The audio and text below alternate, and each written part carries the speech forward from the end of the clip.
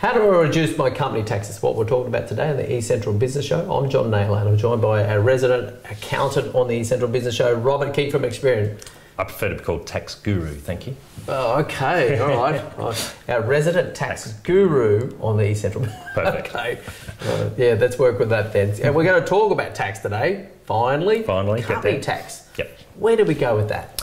Yeah, not everyone operates through a company structure to start with, so quite often we need to look at a client if they're running a business and say, well, if you're running as a sole trader, is it better to be as a company instead? So company tax rates are very different to individual tax rates, and they change from time to time. So yeah, it's important to look at the structure of your business first, and that could be, as I said, combination of sole trader, company, or even a family trust could be thrown in there as well. And again, it depends on the client's individual circumstances. So quite often we see someone will talk to their mate or their family and set up a structure based on that.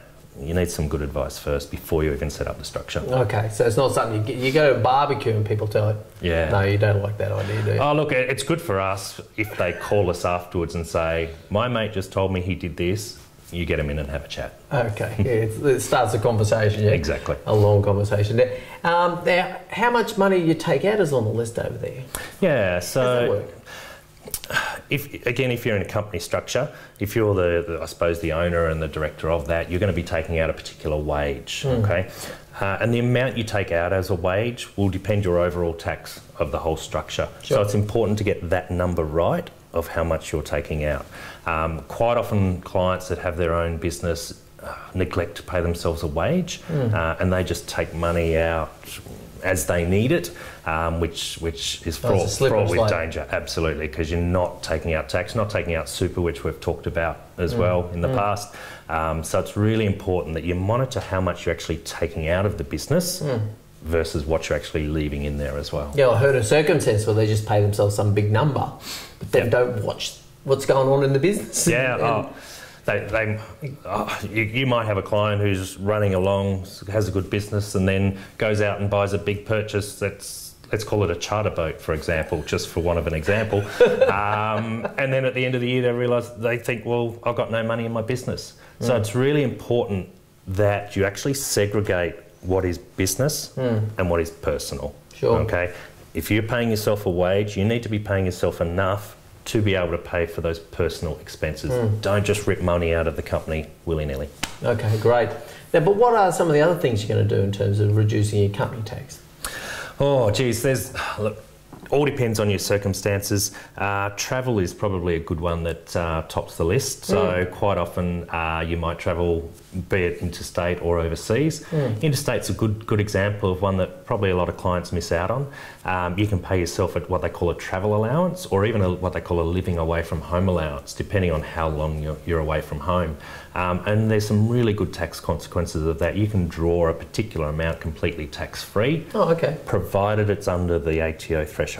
Once you go over the thresholds, then again you need to be really careful. Sure. So, and then on the overseas side of things, if you are going to work overseas for a period of time, there's actually some rules and regulations about having to keep travel diaries and logbooks of who you met with, when you met them, what you spoke about, so that you can really justify it as being an overseas business trip, as opposed to a junket, which clients might take from time to time. But certainly if you fly to LA and do an interview with some significant people for your business show, that's probably pretty good justification, yeah? Again, if you keep a diary and you keep track of it, and quite often you also maybe have to be paid by them as well, but look, there's a couple of rules and regulations around it, but it's important to get some good advice about it. Sounds like it. Now, and amongst the list there, I see that you mentioned also telecoms and vehicles as another thing to structure correctly or put into your... So quite often you'll salary, what they call salary package for staff. You don't only pay them a wage, but you might give them a car or a mobile phone as part of their salary package. And there are some advantages around that. So for mobile phones, for example, if you can show that the phone is the majority of it's for work, so you need it to be on call or you need to be at the call of the boss, then that is a really good way to reduce your tax. There's a thing called fringe benefits tax, which is a nasty thing, but mobile phones can get around that tax. And cars are very similar. Cars, depending on It can get a bit tricky with cars depending on the value of the car, depending on how much you use it. Keeping a logbook is really important to try and reduce your tax for companies as well. But again, get some good advice on it. Okay. Anything else in there you'd like to add on this list? Oh, I'm just trying to think. Was there anything on the board, or that was about it? I think so. Prepaying expenses. Prepaying expenses, yeah. Great to mention. Yeah, we talked about that with individuals as well, and the same thing applies for companies. If you've had a really good year and you don't think next year is going to be as good, you can bring forward some expenses into this year. You might call a supplier and say, look, you usually give me an invoice in July, can you give me it in June instead this year? And it can also depend on company tax rates. If your company tax rate is, call it 27% this year, but it's going to be 25% next year, then you want to sort of just move your expenses between those two, so your profit is higher or lower in each of those. Sure. So you can, and again, I don't like using the word manipulate, you can adjust. Yeah, manage it. Manage, that's the word I was looking for. Oh, it's interesting. Yeah, myself, I had those conversations with clients, and I had those conversations with suppliers around June-ish. Yeah. But we can think about it a few more months out and actually get and manage it much better. Yeah, Robert. Well, we do year-end tax planning with clients usually around about mid-May or thereabouts, maybe even early June, depending on the client, where we actually sit down and say, okay, have you had a good year this year? What's your tax bill likely to look like? And do we need to do anything before 30 June to reduce your tax? Because quite often people don't have that meeting with their accountant. They wait until after 30 June.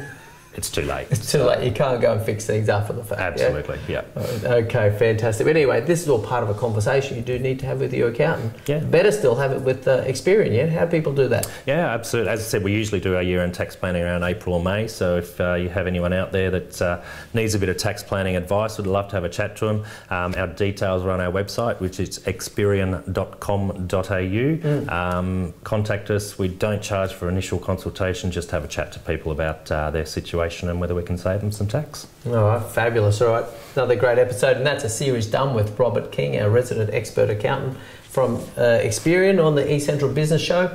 I'm John Nayler, and we'll speak to you next time. So thank you very much, Robert, for being the resident expert accountant on the eCentral Business Show. And so just in this little post-roll segment, let's just talk briefly about who Xperion are and the sort of client you like to talk to. We've got 2 minutes, let's go. 2 minutes, all right. We like to think we're a little bit different to other accountants out there. We like to wear, as you can see, jeans and a t-shirt and a jacket, as opposed to your typical accountant who wears a suit and tie and sits behind his desk all day. So we're a little bit Don Johnson of accountants. I didn't want to say anything, but now you've mentioned it, so you could be right. I think we're a little bit more approachable than a lot of other accountants out there. And as I've said in the past, one of our philosophies is not to charge people for phone calls. We don't want people sitting there afraid to ask us a question because they're going to get billed for the time. Yeah, so. Okay, fabulous. Importantly, the disclaimer in these video segments we do, is it advice? Yeah, look, and that's very important. It's general advice only. It's a conversation starter. If you've heard something in this video that appeals to you that you need specific advice on, come and talk to us. We need to know what a client's individual circumstances are before we can give them tailored advice to suit their requirements. Okay, the best way for them to do that is jump on your website and find the best phone number or best means to contact you. Yeah, absolutely. We've got a few different offices around, so we've got some different phone numbers depending on where the client's located. But if you jump on our website, you can flick through an email or give us a call on the appropriate and that website office. Is? Xperion.com.au. Okay, very active on Facebook, so check out their Facebook page as well. That's where you'll find these videos as well. Perfect. Thanks. Happy with that? Pleasure. All right, fabulous. We'll see you next time.